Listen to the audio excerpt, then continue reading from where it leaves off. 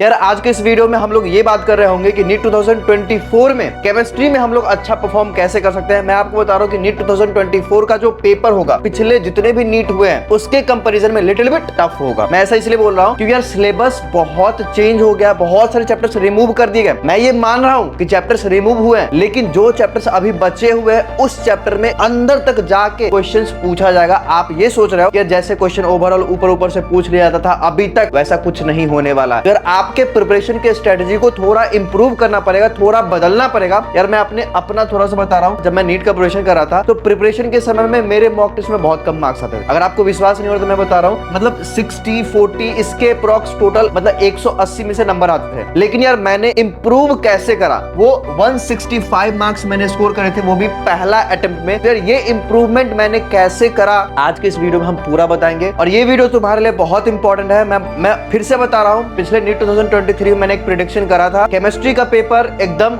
Like unique आएगा, है ना। बहुत लोग रोएंगे ये पता था मुझे, टफ आएगा ये भी पता था मुझे। और इस बार भी वैसा ही कुछ होने वाला है क्योंकि केमिस्ट्री में से बहुत चैप्टर रिमूव कर दिए गए। अब जो चैप्टर बाकी है उस चैप्टर में से क्या पूछा जाएगा ये तो आपको पता नहीं। मैं आपको बता रहा हूँ कैसा आपका प्रिपरेशन स्ट्रेटेजी होना चाहिए। मैंने पहला बार में दिया था और साथ में मैं बता रहा हूँ बोर्ड में भी 94% मार्क्स मैंने स्कोर करे हैं सीबीएसई बोर्ड में। क्या सीबीएसई बोर्ड में 94% मार्क्स केमिस्ट्री में, तो इस पे हो सकता है तो मैं डिस्कशन करूंगा आगे।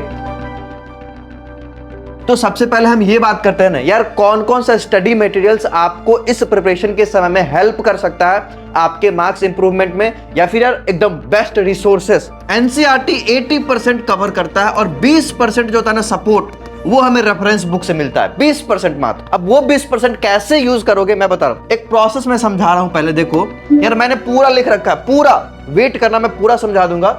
जैसे मान लो फिजिकल केमिस्ट्री है, फिजिकल केमिस्ट्री में अगर आपको अच्छा करना है तो क्या करना पड़ेगा, पहले तो मोल कॉन्सेप्ट सीखना बहुत जरूरी होता है। मोल कॉन्सेप्ट पे 1 महीना 2 महीना 3 महीना लगाओ, लेकिन मोल कॉन्सेप्ट सीखना पहले जरूरी है। मतलब आप पहले लेक्चर देख लो प्रॉपर तरीके से।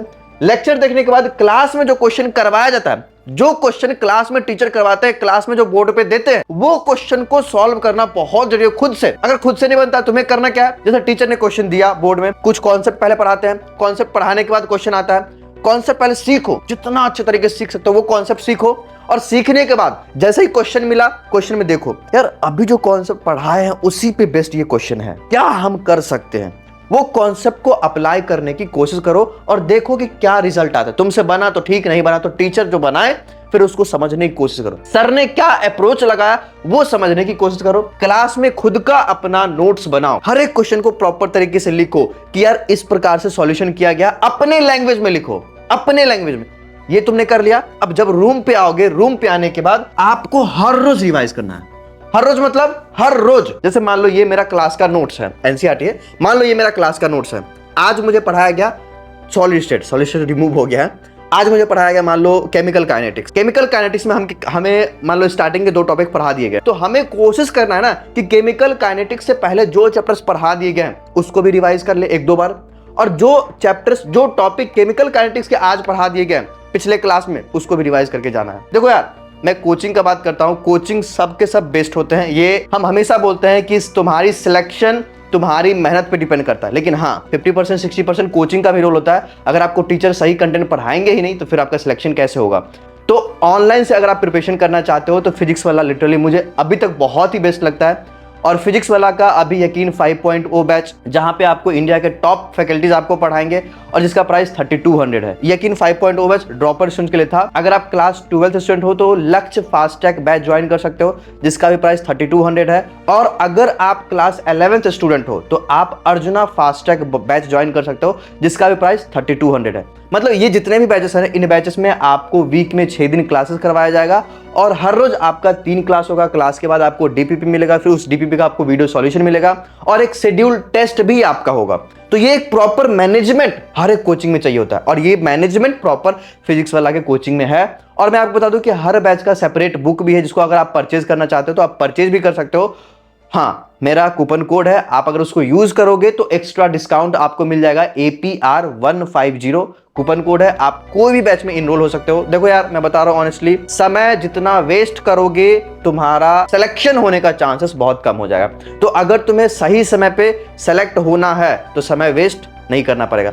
मेरे टीचर थे ना, मेरे एक फिजिक्स के टीचर थे, है ना, अजय सर, तो उन्होंने मुझे एक बात बोला था कि देखो सेलेक्ट सब होते हैं, सेलेक्ट 3 अटेम्प्ट में भी होते हैं, 4 अटेम्प्ट में भी होते हैं, 5 अटेम्प्ट में भी होते हैं, लेकिन जो सिलेक्शन वाला मजा फर्स्ट अटेम्प्ट में आता है ना, वो कभी और नहीं आता है। फर्स्ट अटेम्प्ट ही नहीं यार, तुम कोशिश करो जितना जल्दी सेलेक्ट हो जाए। यार देखो अगर तुम अपना 1 साल वेस्ट करते हो ना, एक पीजी डॉक्टर कितना कमाता है, मतलब अर्निंग से हमें कंपेयर नहीं करना चाहिए, बट फिर भी हम बता रहे हैं कि 1 ईयर में करीब 1 लाख मान लो कमाते हैं, है ना, गवर्नमेंट की तरफ से पैसा आता है।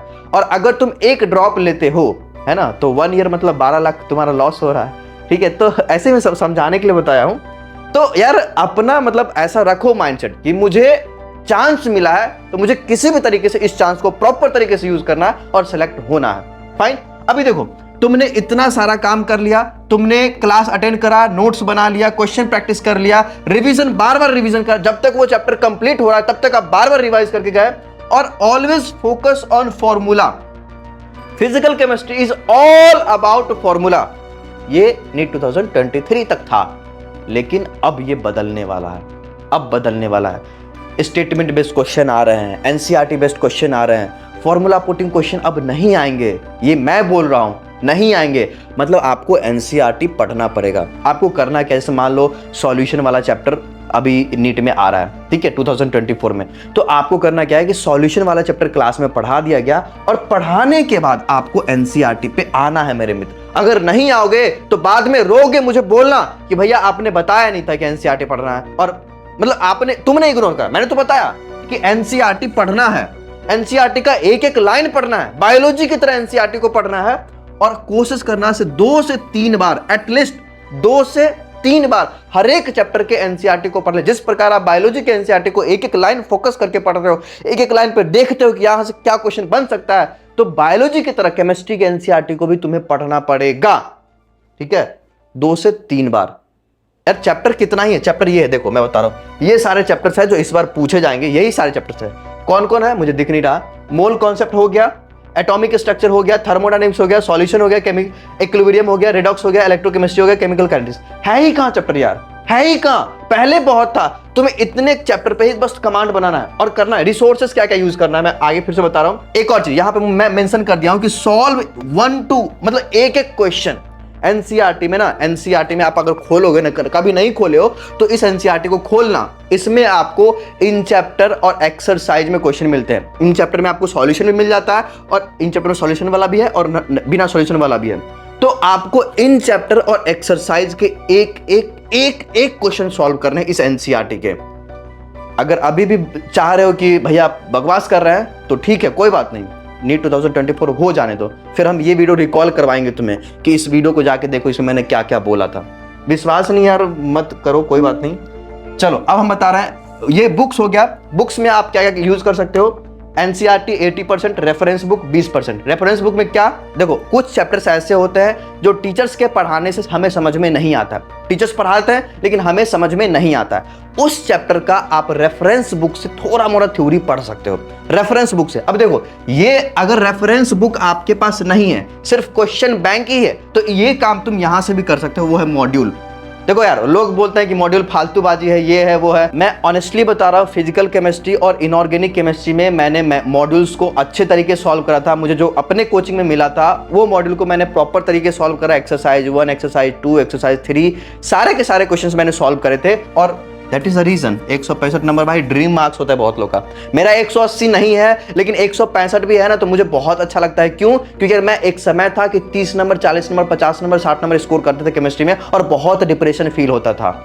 ठीक है, तो तुम्हें मॉड्यूल सॉल्व करना है अगर तुम्हारे पास कोई रेफरेंस बुक नहीं है तो। और क्लास का नोट्स हमेशा रिवाइज करना, जितना बार देखो एक स्ट्रेटेजी में बता रहा हूं, एक स्ट्रेटेजी में बता रहा हूं मार्क्स इंप्रूवमेंट करने का, और शानदार स्ट्रेटेजी है यार। अभी से नीट 2024 के आप प्रिपरेशन कर रहे हो, प्रॉपर तरीके से प्रिपरेशन करो, हर क्लास को अटेंड करो, रिवीजन नोट्स बनाओ, सब कुछ बनाओ, लेकिन जब तुम्हारा मॉक टेस्ट आएगा ना, मॉक टेस्ट जैसे ही आने वाला होगा, मॉक टेस्ट से 7 दिन पहले तुम्हें पता चल जाएगा कि 7 दिन के बाद मेरा मॉक टेस्ट होने वाला है, तो मॉक टेस्ट से पहले तुम्हें जो भी सिलेबस दिया गया है मॉक टेस्ट में, उस सिलेबस का एटलीस्ट अपना पूरा का पूरा नोट्स रिवाइज करके चले जाना। अब इससे फायदा क्या होगा ना कि आप हर मॉक टेस्ट से पहले पूरा नोट्स रिवाइज करोगे तो क्या होगा, तुम अपडेटेड रहोगे। और नोट्स एक ऐसा चीज है ना, जो क्लास नोट्स होता है उसमें हर एक कंटेंट होता है और बेहतरीन क्वालिटी का क्वेश्चन होता है जो सही टीचर करवाते हैं। तो आप हर मॉक टेस्ट से पहले कोशिश करना कि एटलीस्ट ये नोट्स को ना शुरू से लेके पेज नंबर 1 से लेके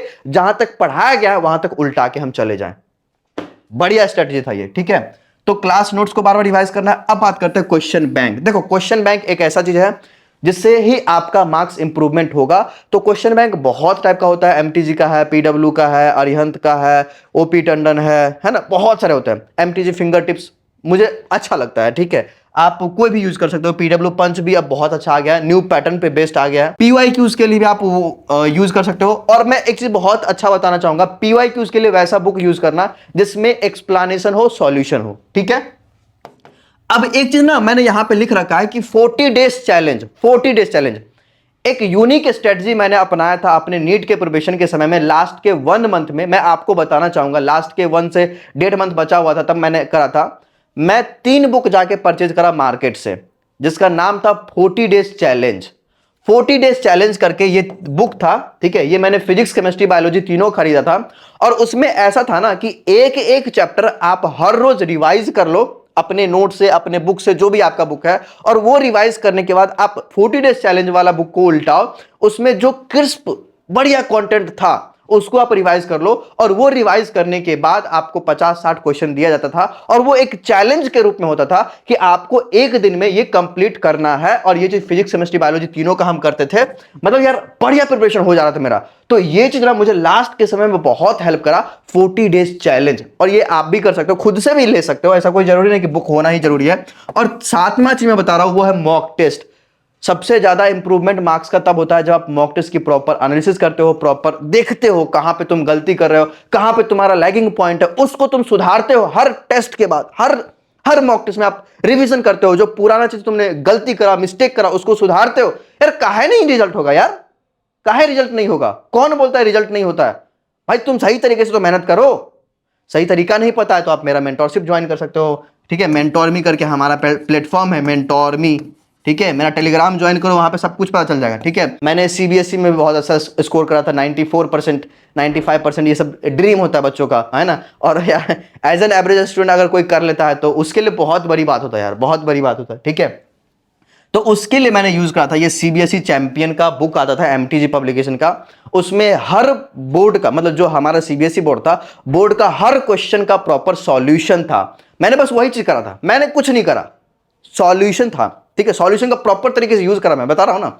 एनसीईआरटी वगैरह पढ़ लिया, नोट्स वगैरह रिवाइज कर, सब कुछ कर लिया। करने के बाद सीबीएसई का वो चैंपियन उठाया और प्रीवियस ईयर क्वेश्चन में क्वेश्चन पढ़ा, आता है ठीक है, नहीं आता सॉल्यूशन देखो कैसे लिखा गया, वो प्रॉपर तरीके एक बार देख लो, बस हो गया। उसको रट लो, याद कर लो, जो करना है कर लो, तुम्हारा काम हो जाएगा, ठीक है। तो ये फिजिकल केमिस्ट्री का मैंने तरीका बताया है। फिजिकल केमिस्ट्री में आपको एनसीईआरटी पढ़ना बहुत जरूरी है। नहीं पढ़ोगे लास्ट में रोगे, और रोगे फिर मुझे बताना कि भैया सिलेक्शन इस बार नहीं हुआ। क्यों नहीं हुआ? क्योंकि यार पापा ने बोला था कि ऐसा है, वो है, ये है, बहाना जो भी तुम बना सकते हो बनाओगे। कोचिंग में पढ़ाया नहीं गया, पापा पैसा नहीं दिए, सही कोचिंग में एडमिशन नहीं दिलवाए, ये है वो है, ऐसा बहाना तुम दिलाओगे अगर सिलेक्शन नहीं होगा तो। चलो हम थोड़ा सा टाइम लेके ये बताते हैं इनऑर्गेनिक केमिस्ट्री में क्या करना है। इनऑर्गेनिक केमिस्ट्री में अगर आप एनसीईआरटी नहीं पढ़ते हो तो लास्ट के समय रोगे। ये मैं फिर से बता रहा हूं, do frequent revision after reading. जैसे मान लो ये इनऑर्गेनिक केमिस्ट्री का एनसीईआरटी है, पहले क्लास में टीचर तुम्हें ये चैप्टर सीरीज में पढ़ा देंगे, पीरियोडिक टेबल पढ़ा देंगे, केमिकल बॉन्डिंग पढ़ा देंगे। उसके बाद तुम्हें खुद से ब्लॉक वगैरह पढ़ना होगा, कोऑर्डिनेशन कंपाउंड सर पढ़ा देंगे। बाकी यार सारे के सारे तो रिमूव ही हो गए हैं। कहां है यार? सिलेबस कुछ नहीं है, सिलेबस कुछ नहीं है। तुम समझदार हो, समझदारी से काम लो। Prepare your NCERT for last time revision. मैं बता रहा हूं, ये जो एनसीईआरटी है ना, ये एनसीईआरटी इनऑर्गेनिक का एनसीईआरटी है, ठीक है। जैसे तुम्हें क्लास में पढ़ा दिया गया केमिकल बॉन्डिंग, तुम्हें बेसिक पता है, मॉलिक्यूलर ऑर्बिटल थ्योरी क्या होता है, वैलेंस बॉन्ड थ्योरी क्या होता है, इलेक्ट्रॉनिक कन्फिग्रेशन क्या होता है, एक्सेप्शंस वगैरह हो गया। तुम एनसीईआरटी जब पढ़ोगे ना, तो फिर से मैं बता रहा हूं, एनसीईआरटी का एक एक वर्ड पे फोकस करना कि यार ये वर्ड से ऐसा क्वेश्चन बन सकता है। अब क्वेश्चन कैसा बन सकता है उसके लिए आप क्या कर सकते हो, उसके लिए आप प्रीवियस ईयर क्वेश्चन सॉल्व करो, पीवाईक्यू सॉल्व करो। पीवाईक्यू किसका? नीट का, जेई का और एम्स का। नीट का, जेई मेंस का और एम्स का, ये तीनों एग्जामिनेशन का पीवाईक्यू सॉल्व करो, तुम्हें नीट में बहुत बहुत बहुत ज्यादा हेल्प करेगा। हाँ, मैं बता रहा हूं फिर से, डू फ्रीक्वेंट रिवीजन। अब डू फ्रीक्वेंट रिवीजन मैं क्यों बोला हूं? जैसे मान लो कि इनऑर्गेनिक केमिस्ट्री का कोई ब्लॉक आज आपने पढ़ा, आज आपके दिमाग में है ना मैक्सिमम चीज स्टोर रहेगा, लेकिन कल नहीं, आज शाम में ही वो सब कुछ खत्म हो जाएगा, 70% पे आ जाएगा, ठीक है। और 3 दिन के बाद अगर आप दोबारा से रिकॉल करोगे तो आपको कुछ रिकॉल नहीं होगा। तो इसलिए मैं बता रहा हूं फ्रीक्वेंट रिवीजन करना बहुत जरूरी है। और क्वेश्चन प्रैक्टिस तुम्हें कहां से करना है? नीट का, जेई का। सुनो, prepare your NCERT for last time. ये मैंने क्यों लिखा? क्योंकि यार एनसीईआरटी की ऐसा चीज है जिसको आप लास्ट के 15 दिन में, लास्ट के 20 दिन में, लास्ट के 30 दिन में बस रिवाइज करोगे, एनसीईआरटी ही रिवाइज करोगे। तो क्यों ना एनसीईआरटी को तुम प्रिपेयर करो। करना क्या है कि जब भी आप एनसीईआरटी को पढ़ते हो ना, तो मार्क करो, ये पॉइंट इंपॉर्टेंट है, ये पॉइंट भूलने वाला है, ये पॉइंट प्रीवियस में पूछा गया, इस पॉइंट से रिलेटेड क्वेश्चन प्रीवियस में पूछा गया, इस पॉइंट से क्वेश्चन नहीं बनाएगा, यहां पे पूछ सकता है, ये टेबल इंपॉर्टेंट है, ये लाइन, ये डाटा इंपॉर्टेंट है, ये क्या बोलते हैं वो ऑर्डर इंपॉर्टेंट है। तो एनसीईआरटी को जब आप पढ़ोगे ना, तो एनसीईआरटी में आपको हर एक चीज दिखेगा इंपॉर्टेंट क्या है। ईमानदार स्टूडेंट हो तो करोगे, मुझे पता है, और नहीं ईमानदार हो तो बस फांकीबाजी करोगे। Prepare short notes for NCERT, prepare short notes from NCERT. देखो मैं बता रहा हूं, एनसीईआरटी और मॉक टेस्ट ये दोनों चीज होता है जहां से आप शॉर्ट नोट्स बना सकते हो। जब भी आप मॉक टेस्ट देते हो, कुछ गलती हुआ, मैं एक बहुत बढ़िया तरीका बता रहा हूं, मैं करता था अपने प्रिपरेशन के समय में। जब मैं नीट का प्रिपरेशन कर रहा था ना, प्रिपरेशन के समय में मेरा ऐसा होता था कि मैं बहुत कुछ भूल जाता था। तो भूल जाने से क्या होता है यार, बहुत डिप्रेशन सा फील होता है, ठीक है। लेकिन अगर आप वो चीज को बार बार रिवाइज करते हो तो हाँ, वो आपके दिमाग में एक टेम्पोररी मेमोरी, परमानेंट मेमोरी में स्टोर होता है। लेकिन यार एक आलस होता है, हम लोग आलसी बहुत होते हैं कि यार काम चोर होते हैं, नोट्स उल्टाएंगे नहीं। तो उसके लिए मैंने क्या किया था, मैं भी काम चोर था, तो मैंने क्या किया था कि जो मेरा स्टडी टेबल था, स्टडी टेबल पे 6-7 रुपए का कार्डबोर्ड लेके आया, येलो वाला, उस स्टडी टेबल पे कार्डबोर्ड चिपका दिया। अब जब भी हम केमिस्ट्री का एनसीईआरटी उल्टाते थे, जैसे ये पॉइंट इंपॉर्टेंट है, एनसीईआरटी मार्क करते ठीक है, लेकिन और ज्यादा भूलने वाला पॉइंट है तो उसको अपने टेबल नोट्स पे बनाते हैं। मतलब हमने इसको टेबल नोट्स नाम दिए हैं, टेबल पे लिख दिए और उसको अब हर रोज क्या होता था, दिख ही जाता था, तो उसको रिवाइज कर लिए। कुछ लोग इसको वॉल नोट्स भी बनाते हैं, लेकिन मेरा टेबल नोट्स था, क्योंकि हम लोग खड़ा होकर पढ़ने में भी आलसी होते हैं बहुत लोग, लेकिन बैठ के टेबल पे तो पढ़ ही सकते हैं। तो आप भी ये टेबल नोट्स बना सकते हो, बार बार रिवीजन के लिए, बार बार अच्छे तरीके से याद करने के लिए। एक्सेप्शन को आप फ्रीक्वेंटली रिवाइज करना। वैसे तो यार एस ब्लॉक, हाइड्रोजन और मेटलर्जी नहीं आ रहा है, मैंने लिख दिया क्योंकि यार ये इंपॉर्टेंट चैप्टर था पहले। सॉल्व इनफ क्वेश्चन, जितना क्वेश्चन आप सॉल्व कर सकते हो। पहले याद रखना कि एनसीईआरटी फर्स्ट प्रायोरिटी पे होना चाहिए। एनसीईआरटी का एक एक क्वेश्चन आप सॉल्व कर लो, उसके बाद ही कहीं और जाओ। ये इनऑर्गेनिक के चैप्टर से अगर आप अभी भी नहीं पता आपको सिलेबस, तो यहां पे स्क्रीनशॉट वगैरह लेना है तो ले सकते हो। Solve enough and every question from NCERT. Inorganic का मैंने बताया, देखो इनऑर्गेनिक एनसीईआरटी पढ़ने का मैं तरीका बस बता रहा हूं। ब्लॉक एलिमेंट अगर आ गया, अभी डायलेमा में ये चीज आएगा कि नहीं। जैसे कोई चैप्टर आपने उल्टाया ब्लॉक एलिमेंट का, तो आपको करना क्या है कि ब्लॉक एलिमेंट में सबसे पहले एक टेबल है, उस टेबल में सारा ऑर्डर वगैरह दिया हुआ, उस टेबल को ऑब्जर्व करना कि क्या एक्सेप्शन है, यहाँ पे कुछ यूनिक चीज है क्या, यहाँ पे उस टेबल को ऑब्जर्व करना। फिर जो अलग अलग फॉर्म्स है किसी एलिमेंट का बनने का प्रोसेस क्या है, उस एलिमेंट से रिलेटेड और भी अदर कंपाउंड्स है, उस कंपाउंड का फिर प्रॉपर्टीज वगैरह।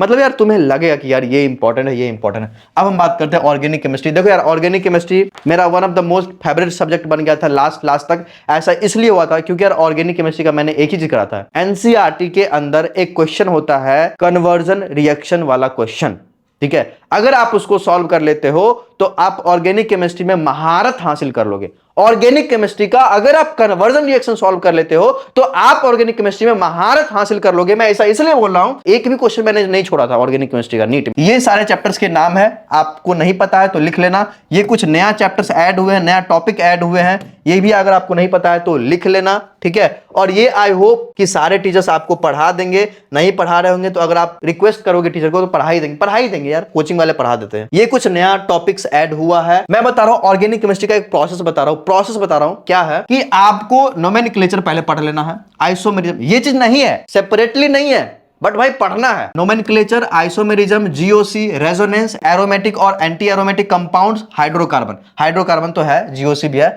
लेकिन हाँ ये चीज सेपरेटली टॉपिक नहीं है, लेकिन ये चीज आपको पढ़ना है पहले। तो पहले ये आप पढ़ लोगे, क्लास टीचर पढ़ा ही देंगे आपको, नहीं पढ़ाएंगे तो सेपरेटली वीडियो लेक्चर देख लेना या वन शॉट देख लेना यूट्यूब पे। और उसके बाद क्लास 12th का ऑर्गेनिक केमिस्ट्री आपका स्टार्ट होगा, जो कि सबसे बड़ा पार्ट है ऑर्गेनिक केमिस्ट्री का। क्लास 12th ही है, 11th में तो कुछ नहीं है, फालतू है वो सब। जब आपके क्लास में आपके जो सर होंगे जो पढ़ाते होंगे ऑर्गेनिक केमिस्ट्री, वो आपको ये बोल दे कि बेटा ऑर्गेनिक केमिस्ट्री खत्म हो गया, तब आप एनसीईआरटी उल्टाना क्लास 12th वाला, और फिर एक एक चैप्टर स्टार्टिंग फ्रॉम मैं बता रहा हूं haloalkanes and haloarenes से शुरू करना पढ़ना, ठीक है। फिर अल्कोहल कीटोन। आपको करना क्या, एनसीईआरटी के एक एक रिएक्शन को देखना कि एनसीईआरटी में क्या है और सर ने हमें क्या पढ़ाया था। आप मैच कर सकते हो, कुछ कंटेंट यूनिक लगेगा, कुछ अलग लगेगा, कुछ समझ नहीं पाओगे टीचर से पूछना। फिर एनसीईआरटी का जब थ्योरी आप पढ़ लोगे, फिर आप एनसीईआरटी का एक्सरसाइज वाले पोर्शन पे जाना और वहां पे नोमेनक्लेचर वाला क्वेश्चन सबसे पहले सॉल्व करना। फिर कन्वर्जन रिएक्शन आएगा, फिर स्टेप रिएक्शन आएगा। भाई ऑर्गेनिक केमिस्ट्री का एनसीईआरटी अगर सॉल्व नहीं करोगे ना, तो मुझे बोलना भैया, बहुत रोगे, जीवन भर रोगे, जीवन भर रोगे। जीवन में मैं इसलिए बोल रहा हूं क्योंकि यार ये तुम्हारे लिए लाइफ का एक गलती होगा कि ऑर्गेनिक केमिस्ट्री का एनसीईआरटी तुम नहीं पढ़ के गए, ठीक है। केमिस्ट्री का एनसीईआरटी नहीं पढ़ोगे तो रोगे, ठीक है। Must solve NCERT conversion reaction, ठीक है। तो एनसीईआरटी का तुमने हाँ, टीचर ने तुम्हें बोल दिया केमिस्ट्री खत्म हो गया, एनसीईआरटी उल्टाओ। फिर एनसीईआरटी का थ्योरी पढ़ना, थ्योरी पढ़ने के बाद अपना कुछ शॉर्ट नोट्स बनाना होगा, वो बनाना। और यार अभी 6 मंथ है, 6 मंथ इनफ है, 6 मंथ इनफ है ये चीज को करने के लिए। कभी सोचना मत कि यार मुझे ड्रॉप लेना है, इस बार मेरा सिलेबस कंप्लीट नहीं हो पाएगा, हम बस इंपॉर्टेंट चैप्टर कर लेते हैं, ये वो फालतू चीजें। मैं फिर से बता रहा हूं कि यार एग्जामिनेशन से पहले अगर आप ड्रॉप लेने का सोचते हो तो कभी सोचना मत कि तुम्हारा सिलेक्शन होने वाला है। एग्जामिनेशन से पहले, है ना, मैदान में उतरने से पहले अगर आप हार मान गए तो यार आप कायर हो, आप भगोरा हो, ठीक है। आप पहले ही सोच रहे हो यार मुझे ड्रॉप लेना है, भाई कैसे होगा यार। अगर आप एग्जामिनेशन अगर देते हो, ठीक है, तो एटलीस्ट अभी से थोड़ा बहुत प्रिपरेशन करोगे। मान लेते सिलेक्शन नहीं होगा, लेकिन यार 600 के जगह पे 400 नंबर तो आएगा ना, तो नेक्स्ट बार ड्रॉप लेने में तुम्हें अच्छा लगेगा। लेकिन यार एग्जामिनेशन से पहले अगर आप ड्रॉप ले लोगे तो जो 400 आने वाला होगा ना, वो भी 200 पे आके अटक जाएगा। तो एग्जामिनेशन से पहले कभी ड्रॉप लेने का सोचना मत, अपना पूरा एफर्ट लगाओ ताकि तुम्हें रिग्रेट भी ना हो, ठीक है। तो ये प्रोसेस है, ये कुछ नया टॉपिक है जो ऐड हुआ ऑर्गेनिक केमिस्ट्री में। मैं फिर से बता रहा हूं, एनसीईआरटी का एक एक क्वेश्चन इंपॉर्टेंट है, ऑर्गेनिक केमिस्ट्री का एक एक डायग्राम इंपॉर्टेंट है, एक एक वो क्या बोलते हैं ना, स्ट्रक्चर इंपॉर्टेंट है, क्योंकि नीट में आएगा एनसीईआरटी से। एनटीए ने ऑलवेज एनसीईआरटी बेस्ड क्वेश्चन बनाया है, लेकिन इस बार कुछ हुआ है कि एनसीईआरटी के चैप्टर से रिमूव हो गया है, फिर भी एनसीईआरटी से बनाएगा, लेकिन बहुत अंदर तक जाके स्टेटमेंट बेस्ड क्वेश्चन बनाएगा। एम्स टाइप का पेपर अब एम्स टाइप का पेपर आएगा, अब मजा आएगा। अब देखो तुम सॉल्व करके, ठीक है, अब पता चलेगा नीट क्या होता है।